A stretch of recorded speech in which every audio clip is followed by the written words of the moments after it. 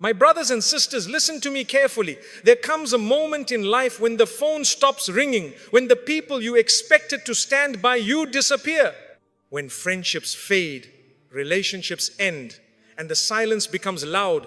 And in that silence, shaitan whispers, you are alone, you are forgotten, you are unwanted. But that is not the truth. That is the moment Allah is calling you closer. Many people fear being alone because they were taught that happiness comes from people, from attention, from companionship, from being chosen by others. But happiness was never meant to be outsourced. Peace was never meant to depend on human beings who are weak, emotional, inconsistent, and temporary. If everyone left you today, but Allah remained with you, you have lost nothing.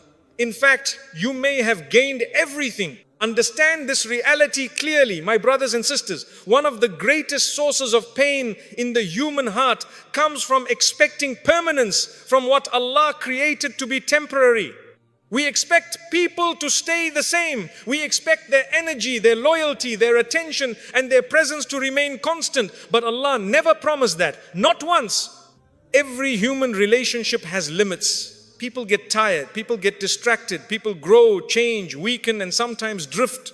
Even those who love you sincerely can reach a point where they no longer know how to carry you. That does not automatically make them evil. It makes them human, weak by design, limited by nature.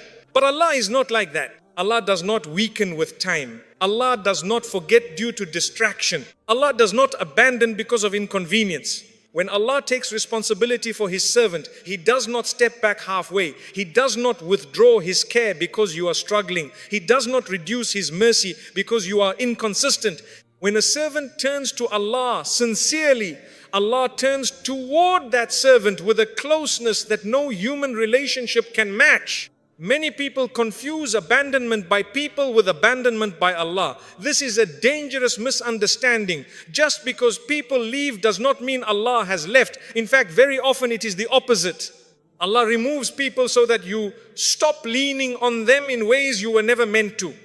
When people walk away from you, it hurts. There is no denying that. The heart aches, the mind replays conversations, and the soul asks painful questions. What did I do wrong? Why was I not enough? Why was I so easy to leave? But listen carefully. Not every departure is a judgment against you. Sometimes it is a correction for you. Allah is revealing what was never meant to be permanent. He is lifting illusions gently or sometimes forcefully so that you see the truth.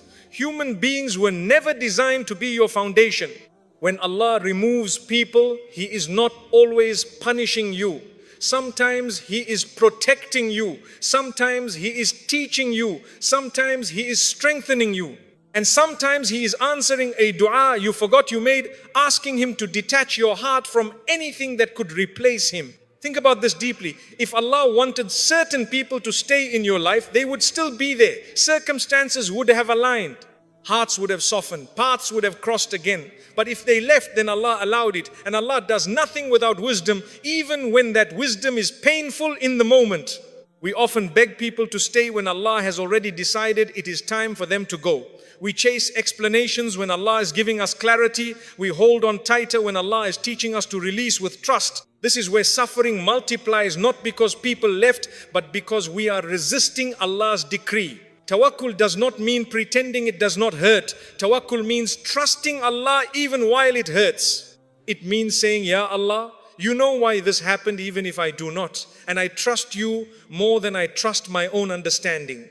When you lean too heavily on people, you give them a role. Allah never assigned them. You expect emotional security, validation, and stability from hearts that are themselves unstable.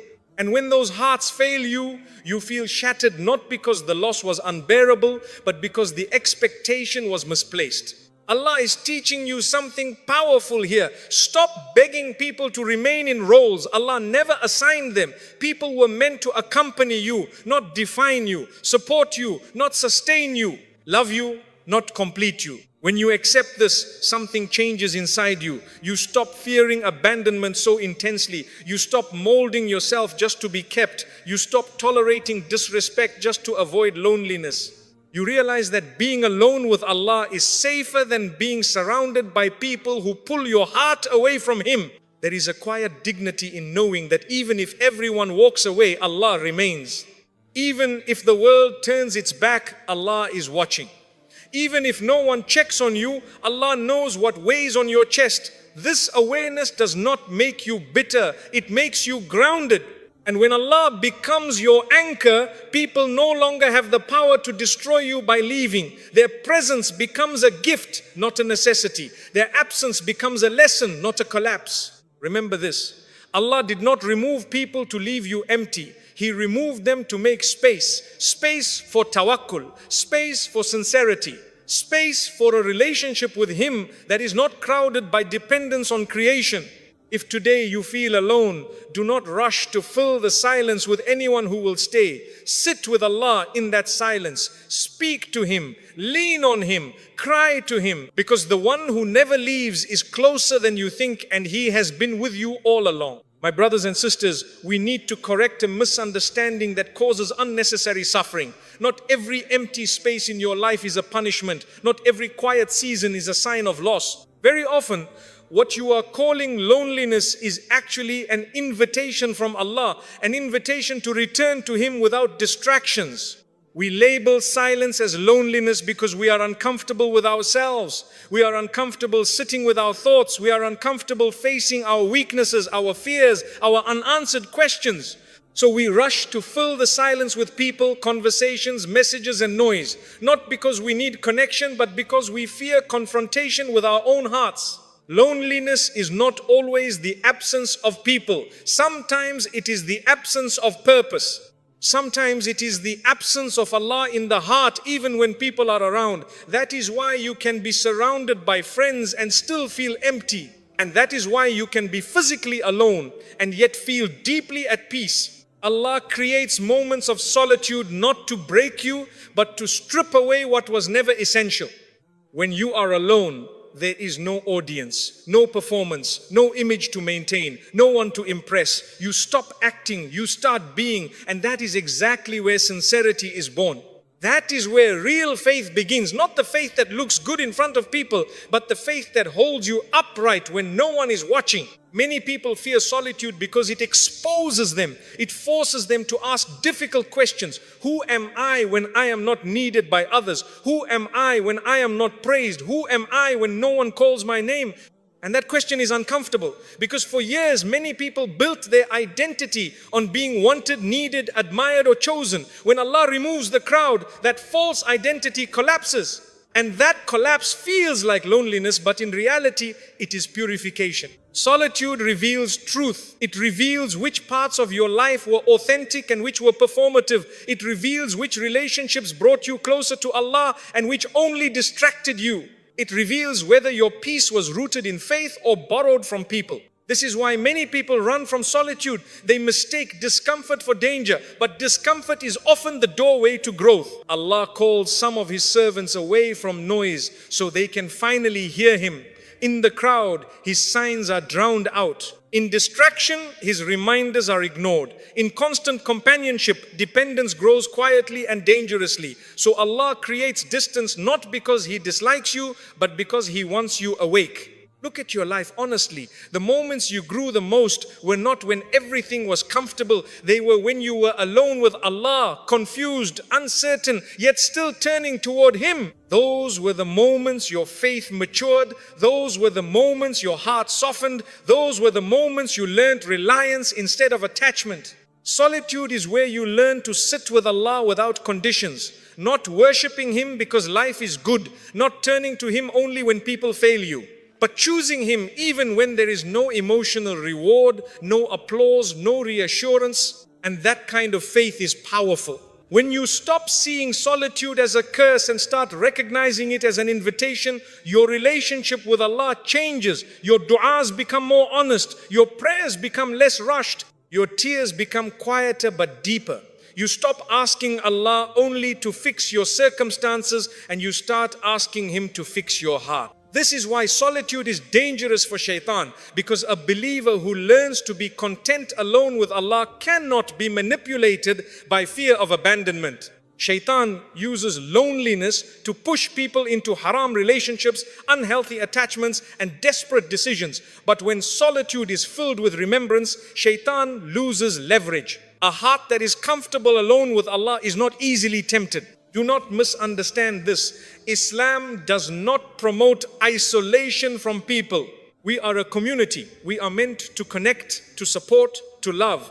But Islam does teach balance. It teaches that people are companions, not lifelines, additions, not replacements, means not sources. If Allah has placed you in a quiet season, do not rush to escape it. Ask instead, what is Allah trying to teach me here? What is He removing? What is He rebuilding? Because solitude is often the workshop where Allah reshapes the believer. And when that season ends, and it will end, you will emerge stronger, clearer, and less dependent. You will walk back into relationships without desperation. You will choose more wisely. You will love more cleanly, and you will never again confuse noise with peace. If you are alone today, do not assume you are forgotten. Perhaps Allah is simply asking you to sit with Him for a while, without interruptions, without competition, without substitutes. And that invitation, my brothers and sisters, is a mercy many never receive. My brothers and sisters, this is a truth many people resist, because accepting it forces change. We are raised to believe that happiness comes from being chosen, loved, included, and desired by others. From a young age, we are taught, sometimes subtly, sometimes directly, that if people accept us, we are successful, and if they leave us, we have failed. But this belief is deeply flawed. If happiness truly lived in people, then the most surrounded individuals would be the most peaceful. Those with the most friends, the most attention, the most admiration would be the most content. Yet reality tells a very different story. Some of the loneliest hearts belong to people who are never alone. Some of the most anxious souls are constantly surrounded. Why? Because hearts were not created to be filled by creation. Allah created the human heart with a specific capacity and a specific purpose. There is a space within it that no human being can occupy permanently. When we try to force people into that space, the heart becomes restless. It keeps demanding more attention, more reassurance, more presence. And people, no matter how kind, cannot sustain that burden. This is why reliance on people is exhausting for you and for them. When your happiness depends on people, you live in a constant state of emotional risk. Their tone affects your mood. Their absence disturbs your peace. Their approval becomes a form of currency. You begin measuring your worth by how much you are needed, how often you are contacted, how strongly you are desired. That is not happiness. That is emotional captivity. Allah never intended your peace to be that fragile. True happiness is not something you receive from people. It is something Allah places in the heart that trusts Him. That is why two people can experience the same loss, the same isolation, the same hardship, and one collapses while the other remains steady. The difference is not personality. The difference is where the heart is anchored. When your heart is anchored in people, every relationship becomes a potential storm. When it is anchored in Allah, relationships become calm waters, sometimes rough, sometimes gentle, but never capable of drowning you. Many people say, I just want someone to make me happy. But no human being was created to carry that responsibility. When you place that expectation on someone, you will suffocate them or resent them. And when they inevitably fail, you will feel betrayed, not because they were cruel, but because you expected from them what only Allah can give. This is why even good relationships sometimes feel heavy. The issue is not the relationship. The issue is the expectation. Happiness rooted in people is conditional. It lasts as long as circumstances remain favorable. But circumstances always change. People leave. Priorities shift. Emotions fluctuate.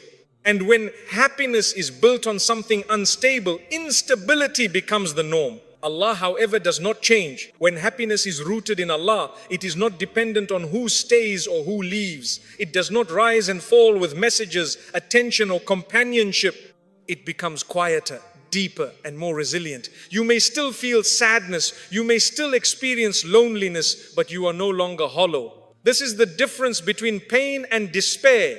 Pain is human. Despair comes from misplaced reliance. When you understand that happiness was never in people, something liberating happens. You stop chasing, you stop performing, you stop shrinking yourself to be accepted. You stop tolerating emotional neglect just to avoid being alone. You realize that being alone with Allah is not a deficit, it is a foundation.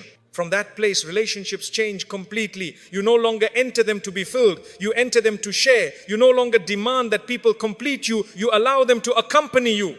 You love without fear because your peace does not depend on being loved back in a specific way. This is not emotional coldness, it is emotional maturity. Allah wants you to love people but not to worship them with your heart. He wants you to value relationships but not to build your identity on them.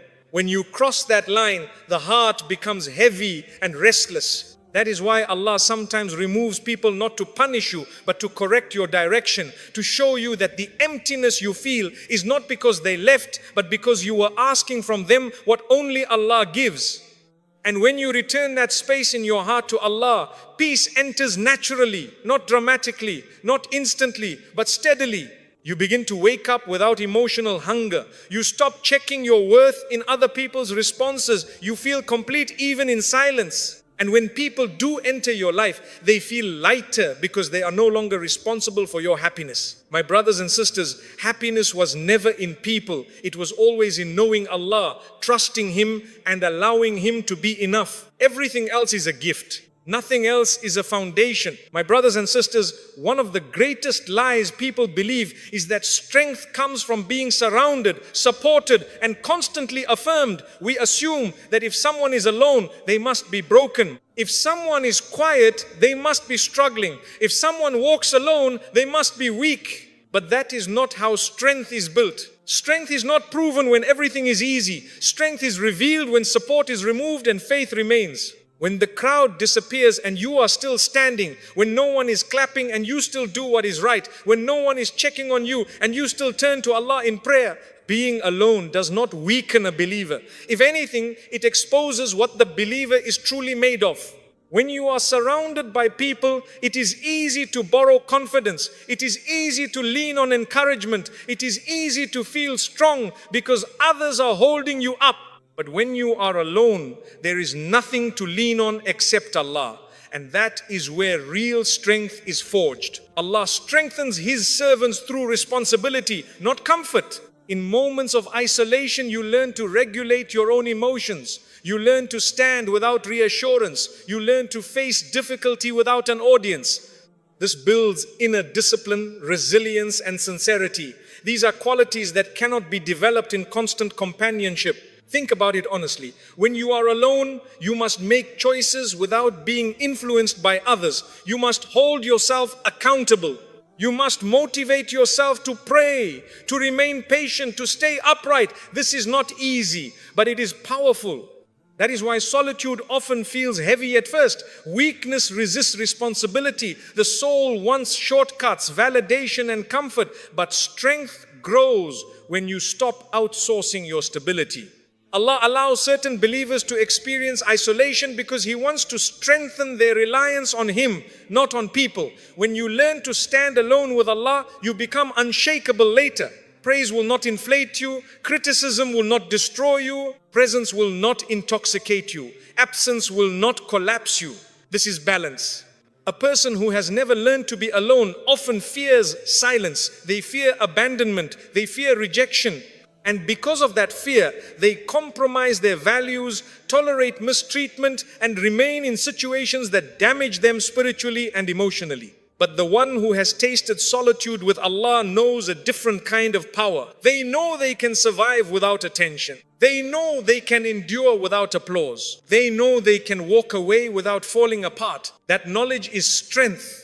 Being alone forces you to confront yourself honestly. There is no one to blame, no one to distract you, no one to hide behind. Your habits, your intentions, your weaknesses all become visible. This can be uncomfortable, but it is necessary for growth. Allah refines believers the way metal is refined through pressure and heat. Isolation is part of that process. It burns away dependence on people. It removes emotional laziness. It sharpens faith. This is why many of the strongest believers you will meet are not loud. They are calm. They are steady. They do not chase attention. They do not panic when people leave. They have learned that their strength does not come from numbers, but from connection with Allah. Understand this clearly. Allah does not isolate people He wants to destroy. He isolates people He wants to prepare. Preparation for what? For leadership, for responsibility, for deeper faith, for healthier relationships, for tests that require emotional maturity.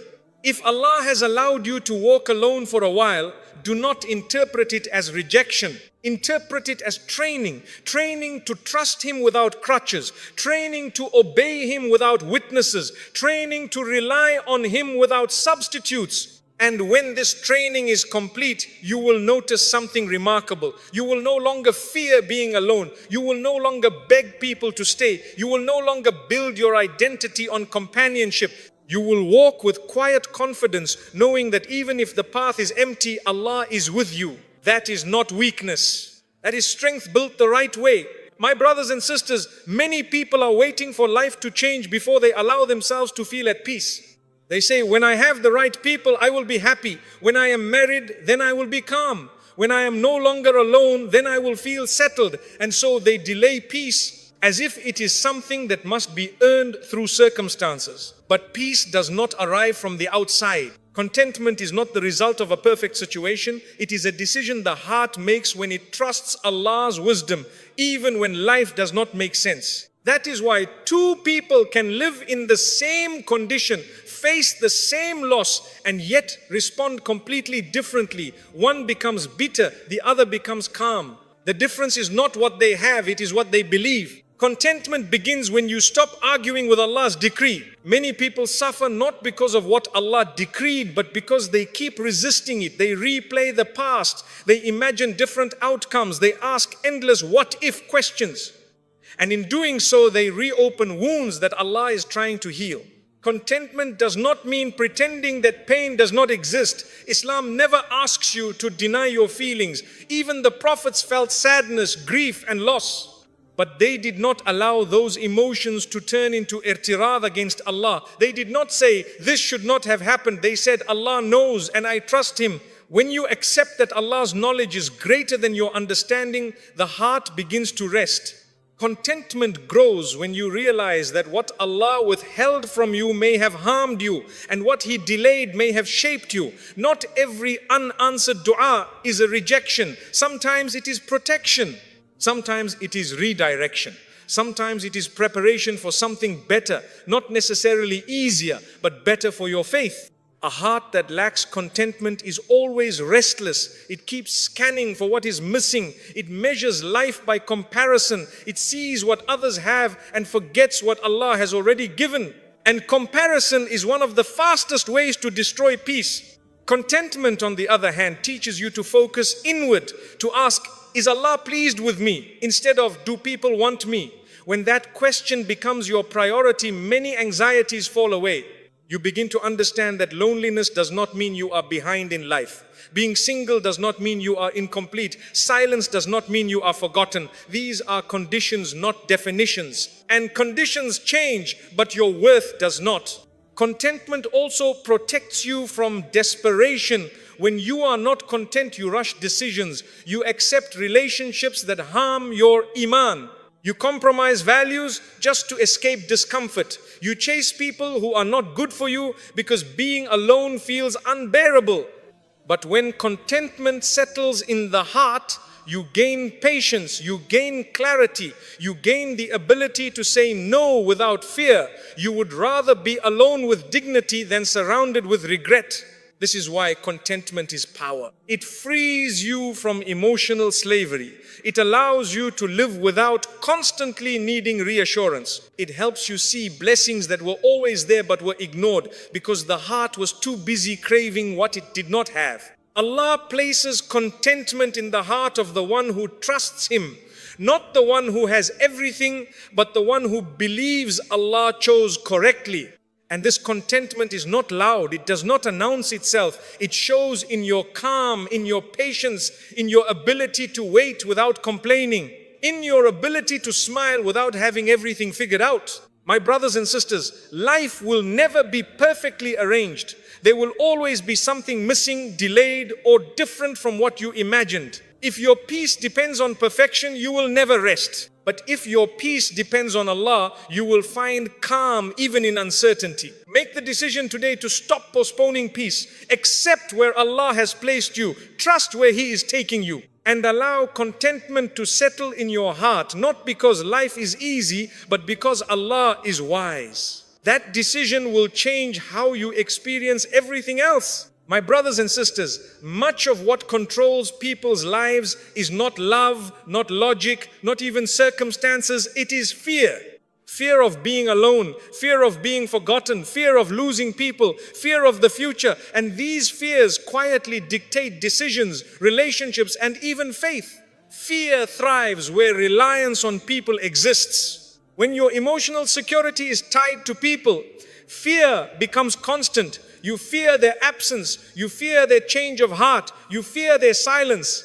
And because of that fear, you begin to live cautiously, desperately, sometimes even dishonestly, all to avoid loss. But when Allah becomes enough for you, fear loses its power.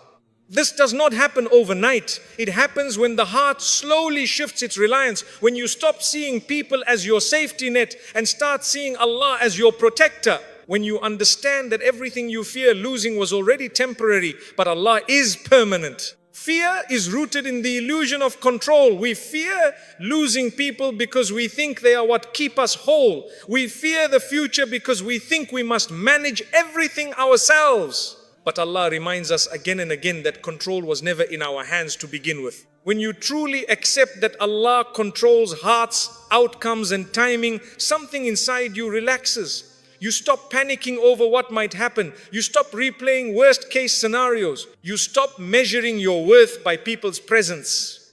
You begin to say, if Allah allows it, it will come. If Allah removes it, I will survive. That is not resignation, that is trust. When Allah is enough, you no longer fear abandonment.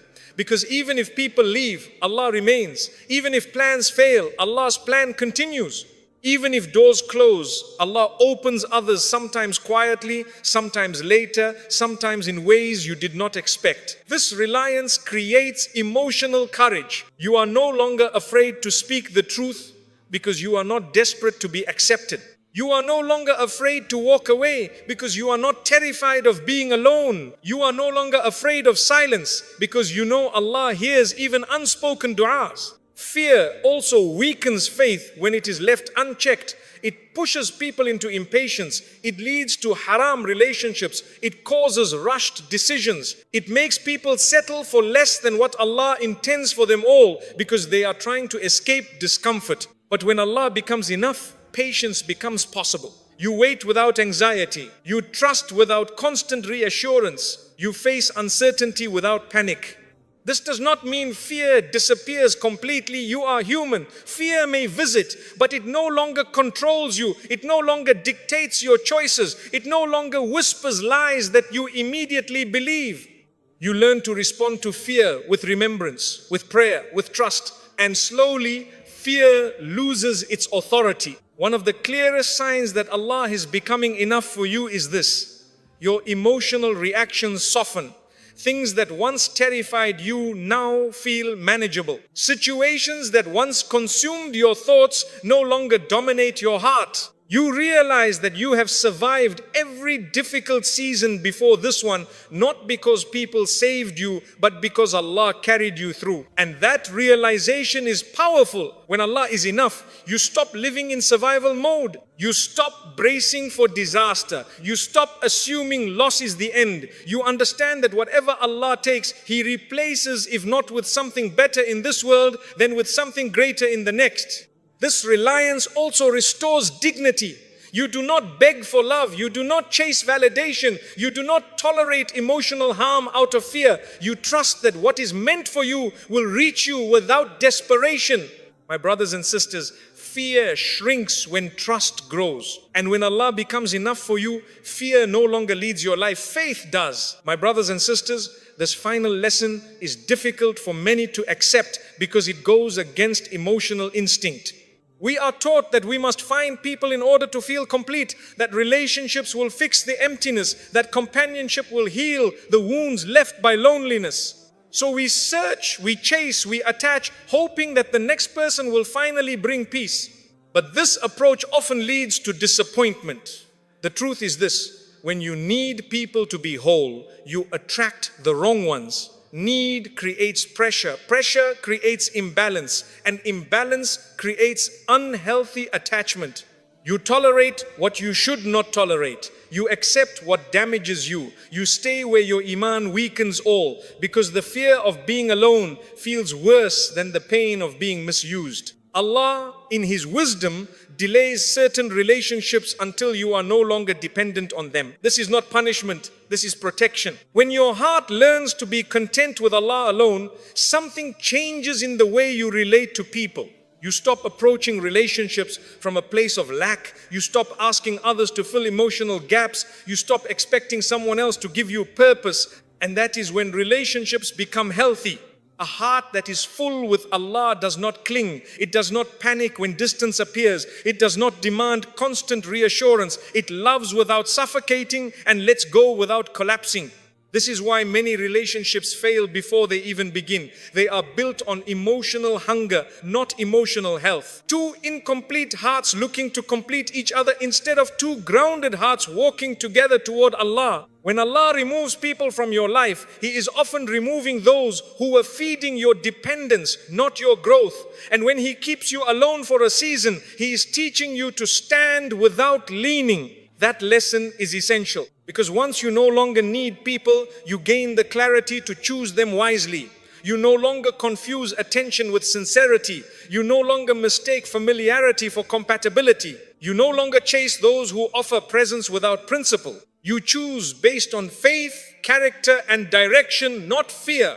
And when you reach that state, Allah sends the right people, not as saviors, not as emotional crutches, but as companions, people who add to your peace, not replace it.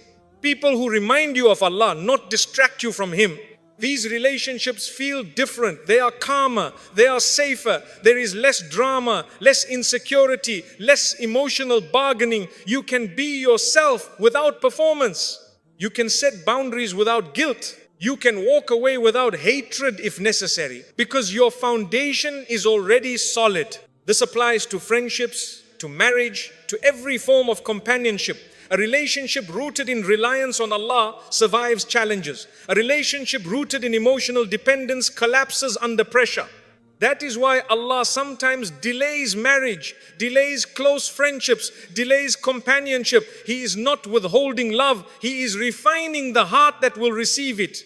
If Allah gave you people too early, they might have become your distraction. If He gave you companionship before independence, it might have become your weakness. So He waits until you are strong enough to love without losing yourself. My brothers and sisters, if you are alone today, do not rush this process. Do not compare your timeline to others. Do not assume you are behind in life. Allah's timing is precise, not late. The right people come when your heart is no longer desperate. The right people stay when your heart is no longer dependent. And the right people add peace when Allah is already enough. So if today you have no one, but you have Allah, you are not lacking. You are being prepared. And when the right people arrive, you will recognize them not by how much you need them, but by how little they disturb your peace. That is the sign of a heart that learned the lesson correctly. My brothers and sisters, if you take nothing else from this reminder, take this truth with you. Being alone is not the same as being abandoned. Silence is not the same as being forgotten. And delay is not the same as denial. When people leave, it does not mean your value has decreased. It means Allah is rearranging your life in a way your heart cannot yet fully see. Every door that closed did so with Allah's permission. Every quiet season was allowed with purpose, and every tear you shed in solitude was seen by the one who never looks away. Do not measure your life by who stayed or who left. Measure it by who remained constant. Allah was with you before people entered your life, and He will be with you after they are gone. If He carried you through the loneliness, He will also carry you into what comes next. Learn to be at peace where Allah has placed you. Do not rush His timing. Do not envy the paths of others. And do not assume that your current season defines your future. When you have no one left, Allah is enough. And when Allah is enough, you are never truly alone. Hold on to Him, trust His wisdom, and walk forward with certainty, because the one who never leaves is guiding every step.